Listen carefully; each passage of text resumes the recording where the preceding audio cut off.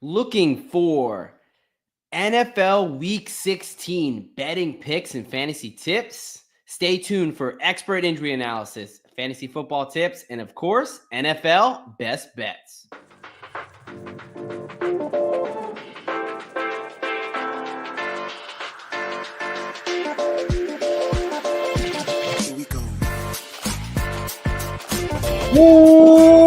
Welcome, Degens, far and wide. What we love to do here. Let's talk injuries. Biggest one, Brandon Ayuk, ACL, MCL, multi-ligament knee injury. He's out for the season. Josh Oliver, anytime touchdown, plus 850, which was 10-1 earlier. From a Denver standpoint, you need a defense to get in the end zone. Welcome to the official Degen Docs Red Zone Bitching Hour. The only thing I want to bitch about is basically they were so bad that CD was just, he had a decent day. Let's get this off the screen for just a second. I'm going to hijack this. We're going to go to the professor's office hours. Oh! For a second here.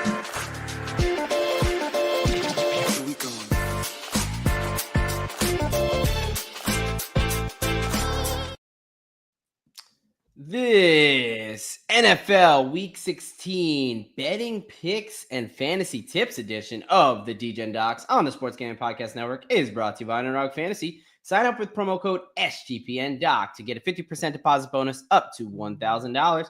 We're also brought to you by Rebet, a new sportsbook available in 45 states. Download Rebet in your app store and use promo code SGPN for a 100% deposit match up to $100.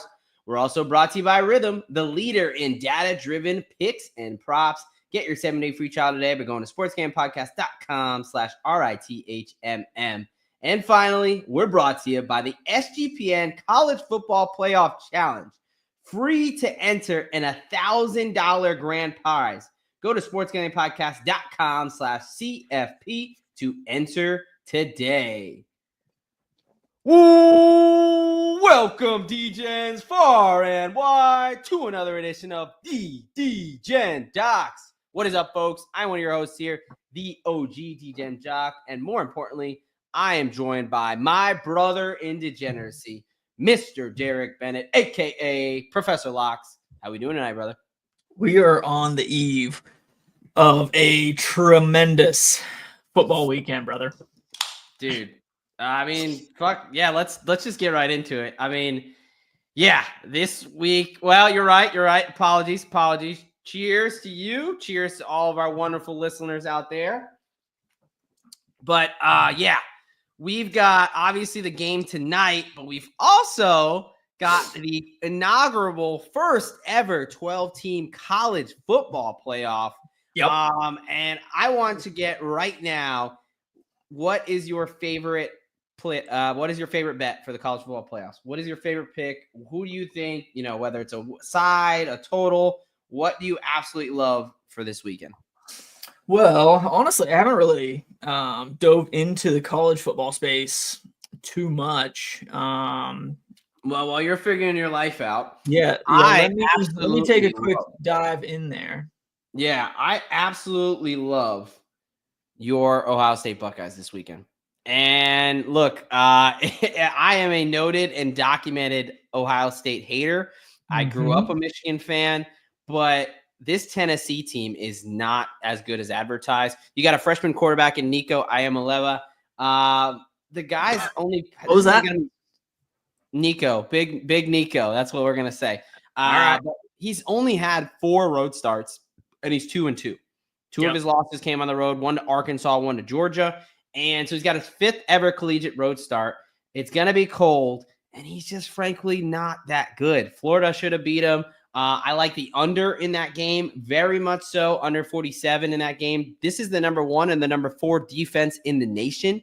They're both giving up under 275 yards. I think Ohio State's going to force them to throw the ball. I think it's going to lead to turnover. So I love Ohio State. I love the under. I also really like Notre Dame against SMU. What is your favorite college football playoff? Well, first, Notre Dame does not play SMU. Penn State does. Yeah, my bad. Indiana, one of those schools. But I'm kind of the opposite of you on that game. So if I were to pick one other than my Buckeyes, because obviously I'm a little bit biased towards them, and I would not give a good handicap on that game. But I do kind of like Indiana to keep it close up there in South Bend. I think it's one of those things where Notre Dame just hasn't played anybody.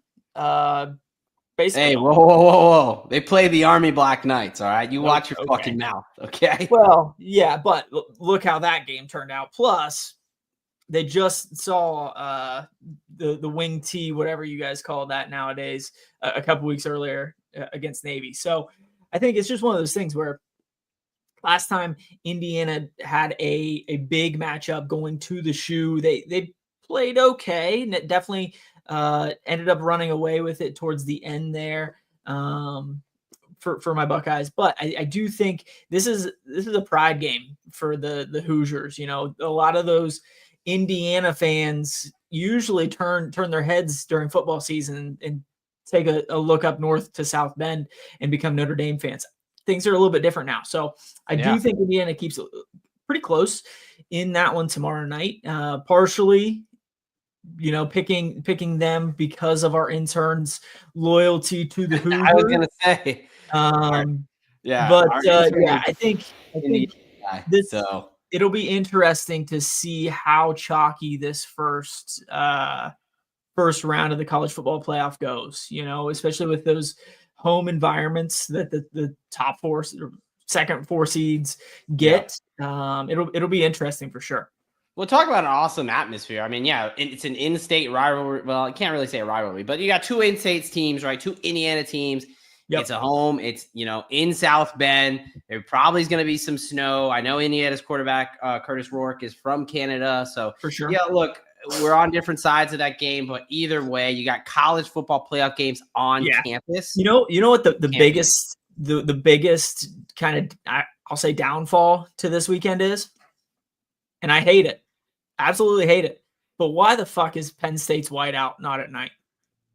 Oh, I don't. Fuck Penn State. I couldn't. I mean, come on, though. That environment is wild. And I don't know why you wouldn't want to showcase that at night.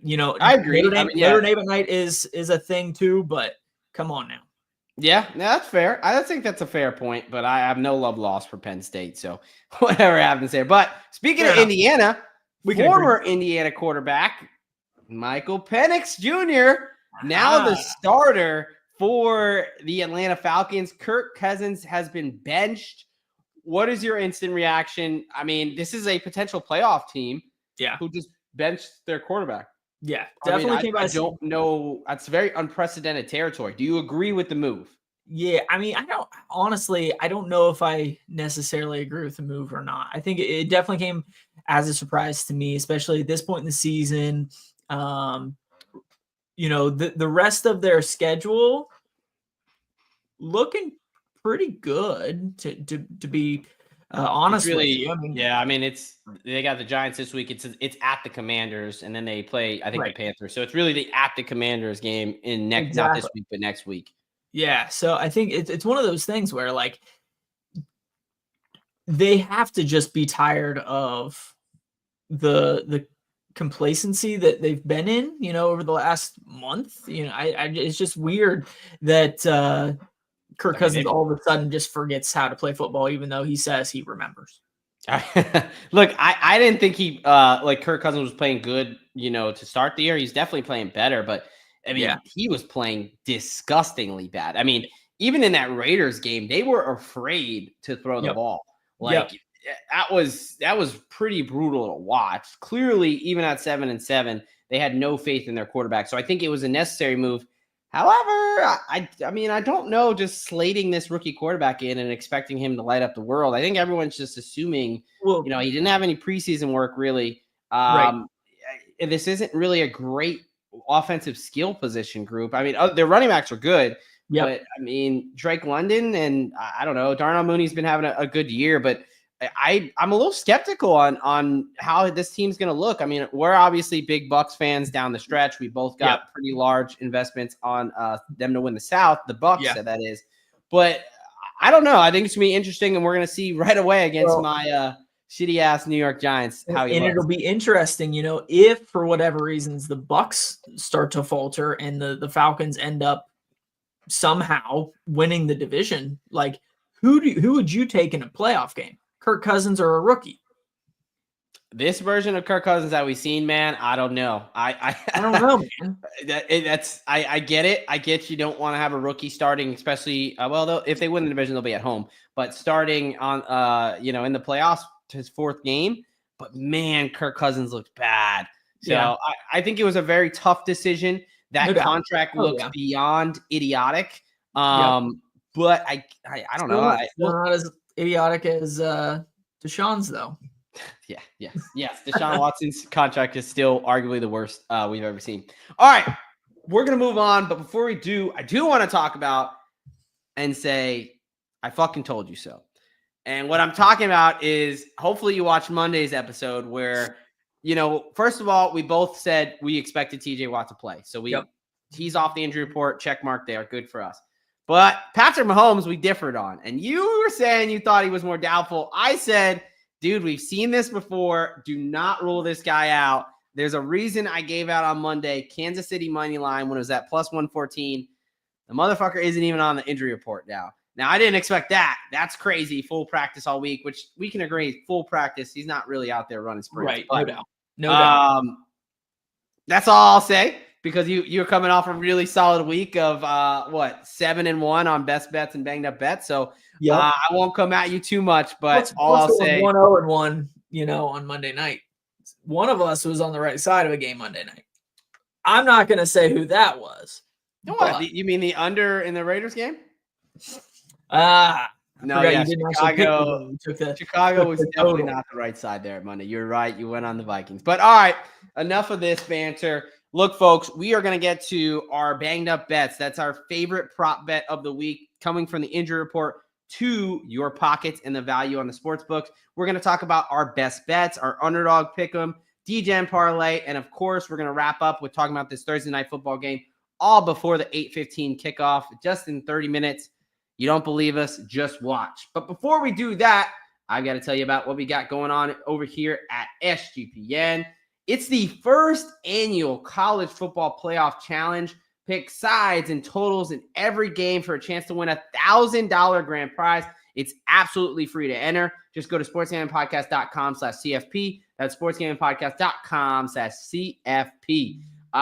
Good luck. I will be entering in that. So you've got to beat myself and Derek there. So good luck, but let's have a little fun. Again, absolutely free to enter. Also, really all it is just sign up over at mybookie.ag. Use promo code SGPN to get a deposit match over there for that contest. All right, my friend, it is time for our banged up bets. I will be going first. Again, guys, if you're new to this show, new to this segment, essentially what it is this is where we feel like we have an edge. Anybody can tell you the injury news, but it takes somebody with an understanding, a little bit of a medical background to really understand what it means, right? And that's where we feel we have a little bit of advantage as healthcare professionals. So my first banged up bet of NFL Week 16, I'm going Danielle Hunter over a quarter of a sack there against Kansas City on the Saturday night game. Look, left tackle DJ Humphries, who they brought in for a struggling Wanya Morris and the rookie, he's out. He's out with a hamstring injury. He looked old and not very serviceable anyway. But you've also got Patrick Mahomes. And I understand they said he fully practiced. I'm calling bullshit. As much as I said I think he's going to play, his mobility is going to be limited. He's not going to be able to move around as effectively as he does. Danielle Hunter at 12 sacks this season has been an absolute tear. This is one of the best things that this Houston Texans defensive line does. I was between him and Will Anderson. I like Hunter there because he should line up over the left tackle. And that's going to be either Wanya Morris with some battered confidence or the rookie there. So give me Danielle Hunter over a quarter of a sack. Next, JSN, Jackson Smith and Jigba over 63.5 receiving yards at -115. Geno Smith is good to go. He got a little banged up. No structural issues with his knee. He was fully practicing as of yesterday and today. He's good to go. You've got a Minnesota Vikings defense that is susceptible against the pass, whether it's because they get out to such a big lead, but they play soft coverage. They don't give up a lot of touchdowns, but they give up a lot of yards. Geno Smith, top 5 in the NFL in passing yards, and his number 1 guy has been JSN, especially in the last 7 games. He's hit this number in his last 7 games. He's got more and more from the offense, whether it's downfield or they're throwing him a lot of screen passes. They understand if they want success, they need JSN involved. He's really kind of taken over. I thought there was a chance he takes over that wide receiver 2 roles, Tyler Lockett. He's their de facto wide receiver 1 right now. Yeah. I know DK Metcalf's been dealing with some injuries and things like that, but Lockett is basically a ghost, and it's the JSN show. And I'm going to continue to ride that JSN show. And then finally, DTR, Dorian Thompson-Robinson. Unfortunately, Jameis Winston, our beloved hero, has been slain. His coaching staff could not save him from this pick sixes. Yes, his prayers were answered by getting benched. That is how he's getting away from the pick sixes. But it sucks because I was salivating at the opportunity to bet Jameis Winston passing props against this terrible Cincinnati Bengals defense. We don't get that opportunity, but we do have the opportunity to bet DTR's over 27.5 rushing yards. He had 44 rushing yards against them. Last time they played, he got some reps. He didn't even get the full reps. I think it was like Deshaun Watson got hurt. Then he came in, he got banged up, and then Jameis finished the game. But he got 44 yards in that game. He's a willing runner. You've got Sam Hubbard, who's likely out for the year on the defensive line. You got 2 of their defensive tackles in Chris Jenkins and Sheldon Rankins not practicing due to an injury, and there's just not a good defense. His Cedric Tillman and David Njoku are banged up, so he doesn't have the best targets. I think he's going to run. He's a backup quarterback. They look to run, especially a guy who's pretty dynamic with his legs, so I like his rushing over there.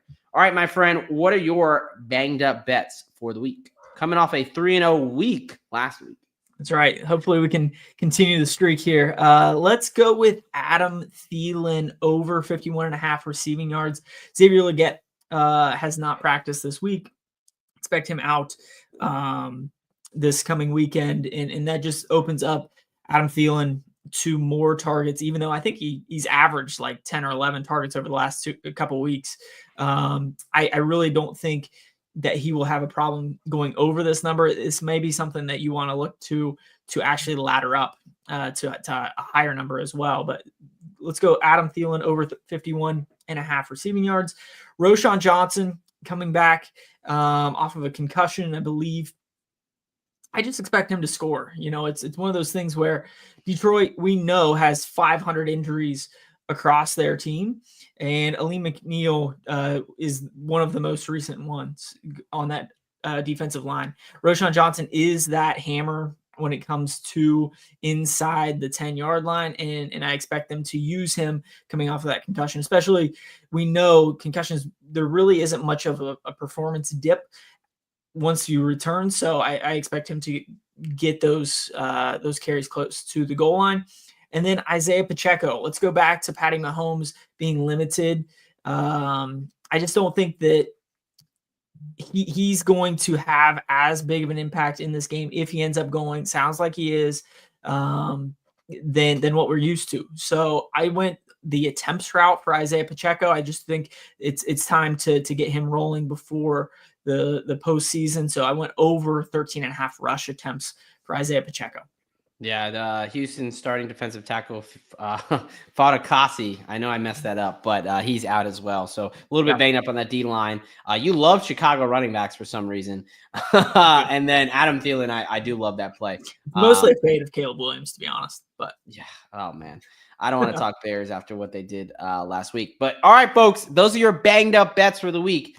We're now moving into the fastest 3 minutes. Look, it's exactly what it sounds like. We're going to give you the fastest 3 minutes of injury reports news. So we're taking Berman's whoop segment, and we're just telling you straight injury news, what you need to know. If you have questions about any guys that we don't talk about, drop them in the chat. We'll be happy to expand on them. But right now, this is the fastest 3 minutes injury news.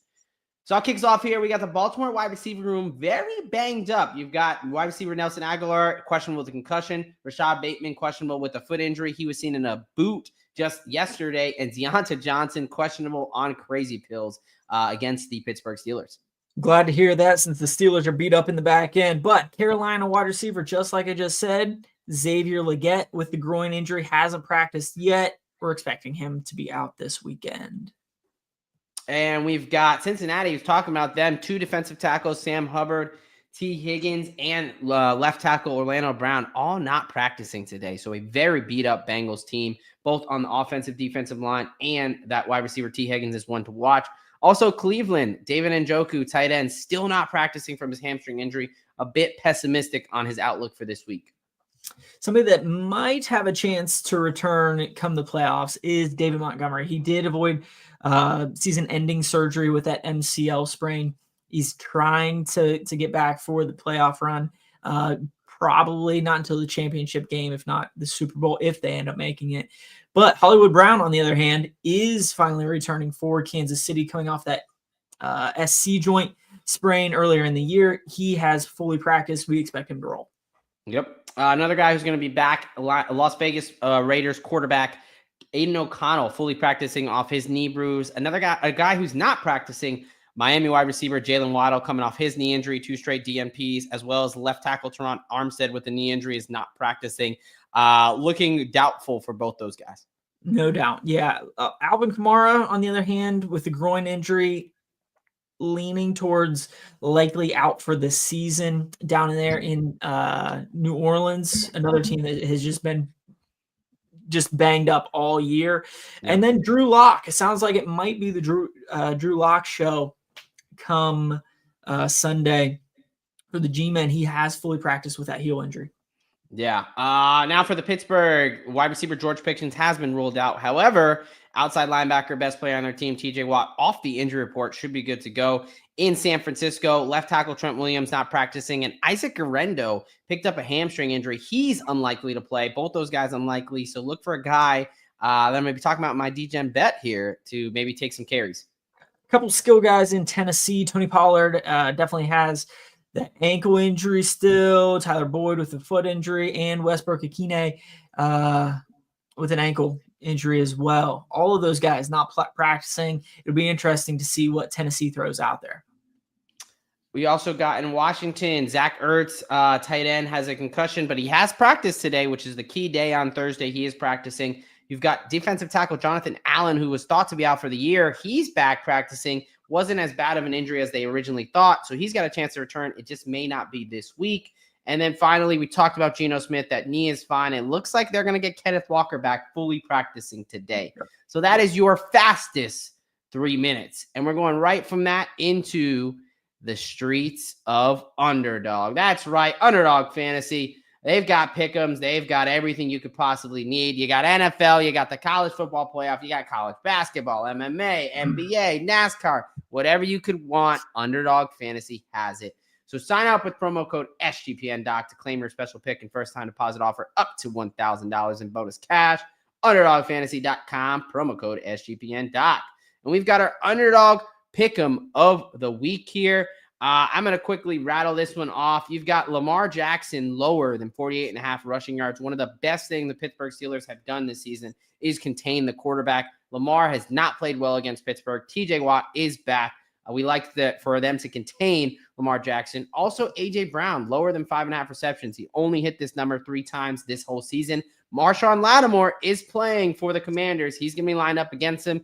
And we're both not convinced A.J. Brown's fully healthy coming off that high ankle sprain mechanism. And finally, we talked about Geno. He's healthy. He's going up against a bad Minnesota pass defense. Expect them to be down and throwing the ball a lot of this game. Give us the higher there. So we got Lamar Jackson lower than 48.5 rushing yards. A.J. Brown lower than 5.5 receptions. And Geno Smith higher than 225.5 passing yards for a nice 6-1 there. Sounds times like your entry over on Underdog Fantasy. And another thing we got to tell you about is Rebet. That's right, our friends over at Rebet. Rebet is a new social sportsbook available in 45 states. Plenty of betting opportunities over on Rebet. It's great for people where traditional sports betting is not allowed. Looking at you, Texas. Looking at you, California. Again, 45 states, a 90% chance that Rebet is available in your state. We're not just telling you about them. Of course, we're going to give you something. Download Rebet in the App Store today and use promo code SGPN for a 100% deposit match up to $100. That's Rebet, promo code SGPN.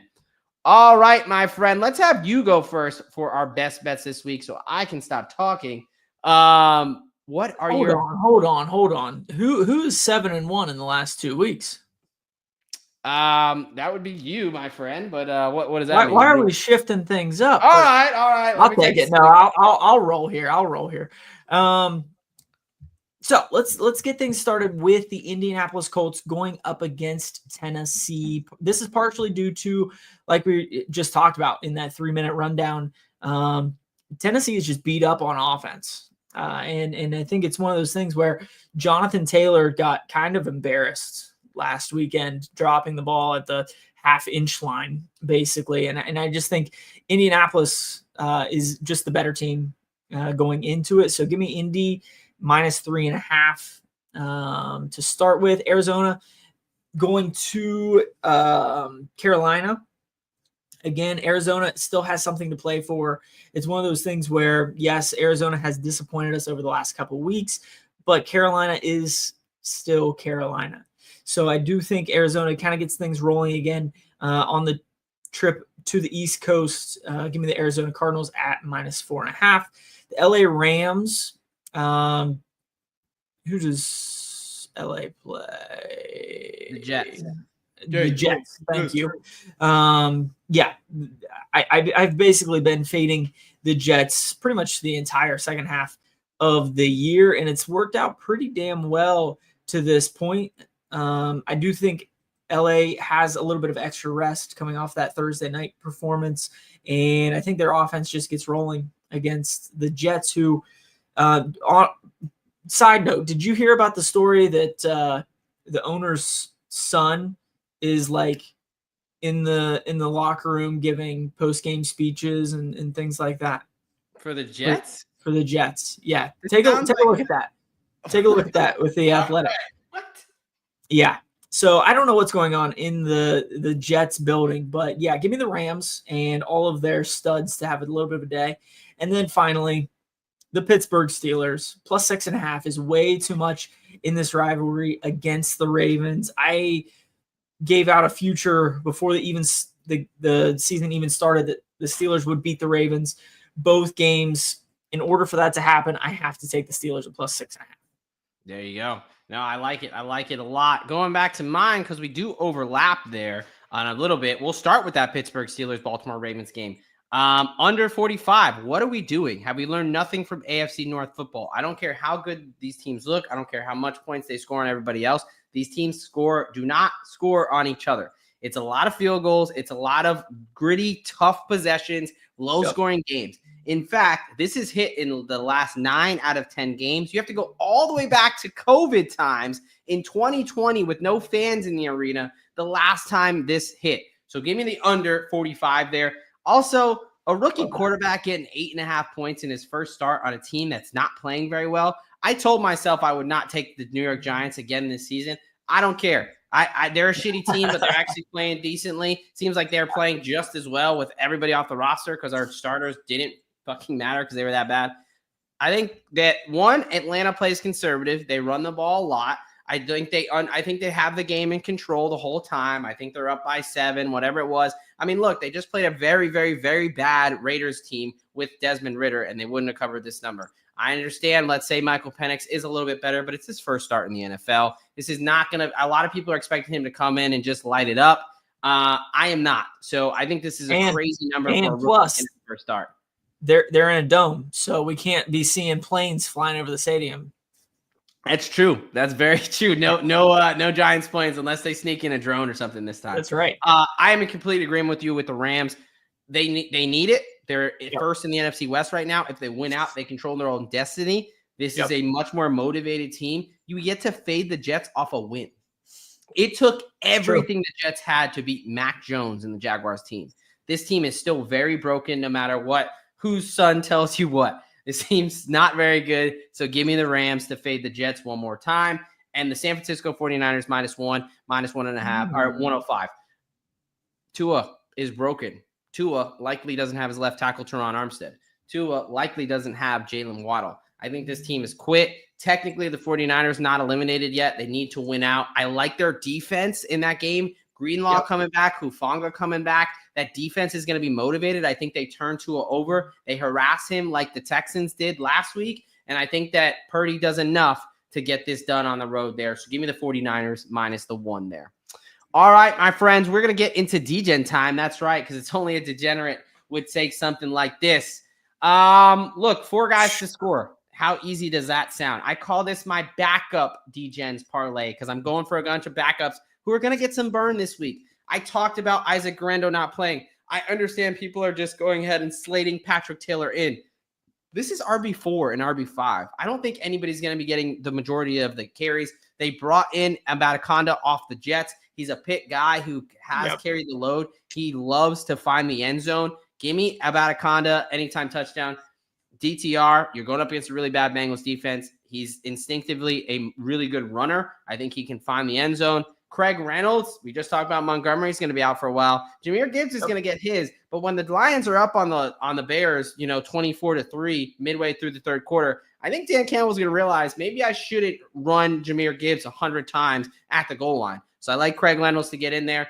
And then in a similar fashion, we both are very high on the Rams this week. Yep. Blake Corum is a guy who's been getting more and more touches. He's a guy who knows how to find the end zone like he did a lot at Michigan. I could see them in the fourth quarter letting him get some burn there. So look, it's the backup Degen parlay because only for those 4 guys to score 302 to 1. All right, my friend, what do you got for us? Yeah, I basically took 3 stud running backs and had them score twice. So give me Devon Achane. Like you said, you don't have Waddle there. Tua is broken. And I think this game will at least start with Devon Achane running the ball and hopefully getting in the end zone twice. James Conner, it's going to be damn cold in Carolina. So 2+ touchdowns for James Conner, easy money. And then Bijan Robinson, you got a rookie quarterback stepping in for his first start. I think they do, kind of lean on that running game, and Bijan is the dude outside of your boy Tyler Algier. And then I already gave out Roschon Johnson anytime touchdown, so I threw him in there just to finish it out and give it a nice 163 to 1. There you go, a nice casual 163 to 1. Bump yourself up there, actually 164 to 1. Yeah. What was yours? 305 to 1, something like 302 that? Only. Just a modest 302. Just a modest 302. 4 guys to find the end zone, 302. Yeah. This is an investment opportunity of a lifetime, folks. All right. Let's tell you about our friends over at mybookie.ag. That's right. We're brought to you by mybookie.ag. It's where we started, and we're back with the boys over at mybookie.ag. They've got a new and improved website, great on mobile, plus live props for every game and a live casino dealer for halftime. Early new cash out options. Head on over to mybookie.ag, promo code SGPN for 100% deposit match up to $1,000, plus a $10 casino trip. Every DJ's dreams, $10 in a dream, baby. That's mybookie.ag, promo code SGPN. We're also brought to you by our friends over at Rhythm. That's right. Rhythm is the #1 AI-powered sports betting platform that helps provide bettors of all levels the ability to build custom predictive betting models in seconds, get predictions on betting many line spreads, totals, and props. NFL picks, NFL props, college football, college basketball, and NBA. Rhythm has it all. Claim your 7-day free trial today by going to sportsgamblingpodcast.com/rhythm. That's sportsgamblingpodcast.com/RITHMM. All right, my friend, we've got a whole 10 minutes before this game kicks off, probably closer to 15. But we're going to talk about this game. We're going to break it down, and we're going to give you our best bets for Thursday night football. We have the 9-5 Denver Broncos heading to the 8-6 Los Angeles Chargers. A big game in the AFC West, really for the wild card, for proceeding. If the teams still have not clinched the playoffs, they both can clinch it with a win today. So, do you have the live lines for the people? I do, yes. The Denver Broncos are 3-point dogs going to LA. The total is still sitting at 41.5. We can get the Broncos on the money line at plus 124 and the Chargers at minus 148. Here we go. Do you see the over under at 41.5? Yep. Perfect. Total stays the same. We just bumped up to 3. Okay, there we go. Well, I mean, it was juiced anyway. So looks like, yes, the public is on the Chargers tonight. All right, folks, I'm going to tell you about the injury situation real quick. Derek's going to break down the game, and then we're going to give out our best bets and get you folks out of here. So for the Broncos side of the ball, really just two big injuries. You got cornerback number 2, Riley Moss. He's going to be out. He did have a limited practice on Tuesday with his knee injury, his first practice since the injury. Looks like he'll be ready for next week, just not this Thursday night game. It's a big loss for this team. Last time, first game out, they tried out Levi Wallace, and Jameis Winston, frankly, used and abused him all night. Jerry Jeudy had his massive game.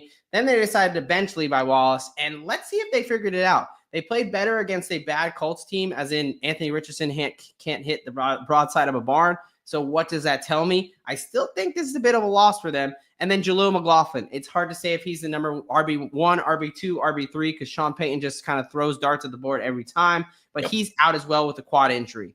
Patrick Surtain and defensive tackle John Franklin Myers are good to go. Then you've got, for the Chargers, no Will Dissly, no Cam Hart, still no Alohi Gilman on IR, and Elijah Molden was doubtful, expected to be ruled out there. Now, some guys that are good to go. Hayden Hurst got activated off the IR with his hip injury. Justin Herbert is good to go with his ankle. And then do we have the inactives pulled up? I should have looked at that. I do not off the top. I will look that up. Why don't you tell us how you see this game going down? Yeah, I think this is partially due to injury, partially due to how teams have been playing over the last 2 or 3 weeks, also partially due to injury. But I do like the Denver Broncos in this one on the road at +2.5. Like I said, it's partially due to injury. Since J.K. Dobbins has gone down, the Chargers offense has looked abysmal on the ground, very much different than earlier on in the season. You mentioned the Chargers missing Gilman and Samuel. I think that does open up the Broncos passing game a little bit, and Pat Surtain is good to go. So the Chargers have basically how many passing threats? One. Lad McConkey, and I think Pat Surtain locks him down. So I think the Broncos roll in this one. As far as props go, I did take a team total prop with the Chargers going under 93.5 rushing yards as a team. Bo Nix and Herbert, I do like both quarterbacks to scramble around a little bit and try to make something out of nothing. So I did take Bo Nix over 21.5 rushing yards and Justin Herbert over 10.5. Herbert's passing attempts, because I don't think they're going to be able to get the rushing game going. I will think they'll have to really lean on Justin Herbert. So I took his over 33.5 attempts. I don't think there's going to be a whole lot of scoring in this one. I actually took the under down all the way to 35.5. Yeah, I really just don't think there's going to be a ton of scoring in this one. I don't think Herbert will have a great day through the air, so I took his under 1.5 pass attempts. But from a Denver standpoint, I do like Nick Bonito to have a little bit of a day. He just flies all over the field, so I took his 4+ tackles plus assists. And because of the Chargers' defensive back situation being what it is, I do think Cam Sutton has a little bit of a day. Took his over 64.5 and his anytime touchdown. Cortland Sutton? So, what's that? Cortland Sutton? Yeah, whatever his name is. Cortland Sutton. Cam Sutton? I was like, yeah, he hasn't done shit. Cortland Sutton, give me his anytime touchdown and over 64.5. I did throw a little bit of a degen together. So I took under 35.5 total. I took the Chargers under rushing, and then Sutton's over pass or receiving yards at 64.5 and him to score for a nice 30-1. There you go. All right. Looks like we disagree again. Real quick before I jump and break this down. Prison Mike.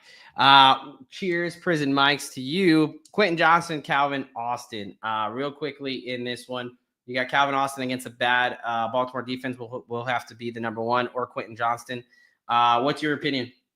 Yeah, I think Calvin Austin, just from a volume standpoint. I mean, Russ has to throw to somebody, and Calvin Austin has been that guy for whatever reason. I'm not a big Calvin Austin fan. So, yeah, very surprised that I'm saying Calvin Austin. I will actually disagree, and it's going to get into the one of my props. So that's why I want to talk about. I'm going to go Quentin Johnson, and there's a reason I like Quentin Johnson, and I'm on the Chargers. I'm on the Chargers -2.5 tonight. Derek and I are on different sides yet again. I think Riley Moss being out is a big thing. I think the motivation angle is going to be a little bit bigger for the Chargers coming off a bounce back spot here at home. I think Justin Herbert's going to be able to throw the ball a little bit on this defense because I don't think either team's running game is going to get a lot going. I am with you. I did like Bo Nix rushing over 22.5, 21.5, whatever it was. But I think Quentin Johnson is the guy. You talked about Ladd McConkey potentially getting locked up by Pat Surtain. I agree. He's going to follow him. But I think Quentin Johnson now has an opportunity where we've seen this guy, he's really stepped up this year. Yes. See, that's what everyone's saying. Drop the ball. That's why his numbers are so good. So I like him over 38.5 rushing receiving yards. He's also one of my ladders in this game, 50 plus at plus 150, all the way up to 100 plus at 12-1, and his anytime touchdown at plus 260. He's got 8 receiving touchdowns to lead the team. He's one of the leaders in the NFL in receiving touchdowns. I think people are really forgetting, he's a primary red zone threat. So because I like him to find the end zone, that's why I advise the Quentin Johnson there over Calvin Austin. Justin Herbert, I like his over 233.5 passing yards. He hit this number last time he played this team. Again, I don't think either team's running game is going to get a lot going, so I think Herbert's going to have to throw the ball. I also like Herbert's under interception at -145 and Bo Nix's over interceptions at -135. Okay, if you don't want to play the juice, I understand. You parlay both those together, +174. I think, Herbert's only threw 2 interceptions on the entire year. Bo Nix, meanwhile, has thrown 11. Both these defenses have 14 interceptions as defense. They're both ball hawking, but I expect Herbert, as a veteran Oregon Duck, to hold on to the ball there. So I like that. Also, Kamani Vidal, he had, I like him over 12.5 receiving yards. I think out of the backfield, he's a threat to give them a little bit of another option there. I also like him at 25 plus receiving yards at +210. First touch of his NFL career was on a 40-yard, not a bomb, 40-yard pass out of the backfield for a touchdown. I think he's capable. I think he gives them a nice element out of the backfield. And the Chargers, they've got backup linebackers with Alex Singleton going out for the season. So I think that's an area that they're susceptible. I agree with you on Courtland Sutton, though. I like his 70-plus receiving yards, -105. I like his anytime touchdown at +160. Outside of, Cam Hart's out. They've got a backup safety. I think Courtland Sutton as the alpha wide receiver can take advantage there. And then I got to talk defense before we get out of there because I love defense. Sack props have been coming home for us, so hopefully you've been playing them. Denver, they've created 49 sacks this year, and the Chargers have given up 41 sacks. That's a clear edge there. I like Denver, and I like the interior offensive line. Rashawn Slater, Joe Alt have been doing their thing, but those 3 interior linemen have not been great for the Chargers. So give me Zach Allen to get a sack, over a quarter of a sack, and John Franklin Myers. Allen at +145, John Franklin Myers at +215. I like Herbert to be under some duress there. And then finally, Brandon Jones, safety for the Denver Broncos, over 4.5 solo tackles at +130. He's hit this in 3 out of his last 4 games. Last time these two teams played, he had 11 solo tackles. So I really like Brandon Jones there at that number. All right, folks. Look, Derek's on the visiting Broncos. I am on the home Chargers. It's going to be a great one. You've got anything for the people before we get the hell out of here? Well, I just want to, again, remind the folks, hey, if for whatever reason my locks don't go as planned, it's because my grateful co-host decided to fuck everything up and switch the order up. So I will blame everything on my co-host. Wow. Already looking for an excuse before the week's even started. Oh, man. What a guy. What a guy. Look, folks, it's the holidays. So, hey, we hope that you get to spend some time with your family here. Look out for what the schedule is going to be next week. Obviously, with Christmas on Wednesday, Christmas and New Year's on Wednesday really fucks everything up. But we might just do one show on Tuesday. I don't know what we're going to do. We're going to have to figure that out. We'll let you know. But either way, we hope you enjoyed the show. If you did, go ahead and drop us a like and subscribe. That helps us as a new show. We appreciate you. Also, make sure you follow us on all of our socials here because I talked about Alvin Kamara potentially being done for the season on Monday. I talked about Patrick Mahomes coming back, likely playing on Monday, and we talked about TJ Watt. So if you want to get injury news fast as possible, X is the way to go. Obviously, YouTube, TikTok, and Instagram for all those other things. All right, brother, you got anything for them before they get out of here? That's it, man. All right, folks, you know what they say. A lock a day keeps the bookie away. And here at the Degen Docs, we've got your prescription. All right, from here, both of us here at the Degen Docs, happy holidays. Good luck if you're tailing, and don't forget to let it ride. What's up, Degens? Doc here. As a proud member of the U.S. Army and a lover of football, sometimes those two things cross over on here. But as you probably already know, as a lowly captain, these are just my opinions. These are not opinions that are representative of the entire DoD or the U.S. Army. The same thing goes for any references to any commercial products or hyperlinks. Again, that does not constitute an endorsement from the DoD or the Army. I hope you enjoyed the show, and as always, let it ride, baby.